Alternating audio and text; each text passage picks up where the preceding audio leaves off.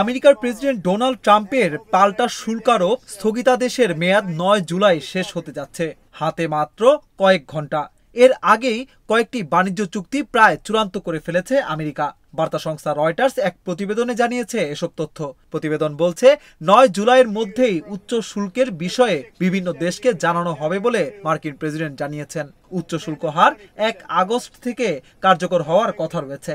মার্কিন অর্থমন্ত্রী স্কট বেসেন্টও রোববার এমন কথাই বলেছেন। তিনি একই সঙ্গে বলেছেন, তবে সময়সীমার মধ্যে চুক্তি করতে পারেনি এমন প্রায় ১০০ দেশকে সতর্ক করে চিঠি পাঠানো হবে। ট্রাম্প এবং অন্য শীর্ষ কর্মকর্তারা এর আগে ১ আগস্টের তারিখটি ঘোষণা করেছিলেন, তবে তখন সমস্ত শুল্ক বৃদ্ধি পাবে কিনা তা স্পষ্ট ছিল না। এ বিষয়ে বাণিজ্য সচিব হাওয়ার্ড লুটনিক সাংবাদিকদের জানিয়েছেন, উচ্চ শুল্ক হার ১ আগস্ট থেকে কার্যকর হবে। ট্রাম্প এই হার এবং চুক্তিগুলো নির্ধারণ করেছেন।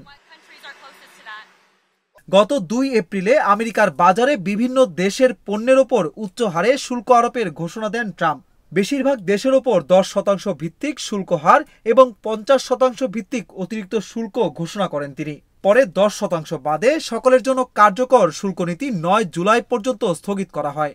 তখন ট্রাম্প জানান, এই ৯০ দিনে তিনি দেশগুলোর সঙ্গে ৯০টি বাণিজ্য চুক্তি করতে চান। ওই সময় পর্যন্ত দেশগুলোকে উচ্চ হারের শুল্ক আরোপ থেকে ছাড় দেন ট্রাম্প। এ প্রেক্ষাপটে বিভিন্ন দেশের সঙ্গে বাণিজ্য চুক্তি নিয়ে আলোচনা করেছে আমেরিকা। মার্কিন ট্রেজারি সেক্রেটারি স্কট বেসেন্ট সিএনএন-এর স্টেট অব দ্য ইউনিয়নকে বলেন, আগামী দিনে বাণিজ্য চুক্তির বেশ কয়েকটি বড় ঘোষণা আসতে পারে। ইউরোপীয় ইউনিয়ন তাদের আলোচনায় ভালো অগ্রগতি করেছে। প্রেসিডেন্টের দায়িত্ব গ্রহণের পর থেকে ট্রাম্প বিশ্বব্যাপী কার্যত বাণিজ্য যুদ্ধ শুরু করেছেন। এতে উত্তাল হয়ে উঠেছে আর্থিক বাজার। ট্রাম্পের শুল্ক নীতি অনেক দেশের অর্থনীতিকে হিমশিম খেতে বাধ্য করেছে।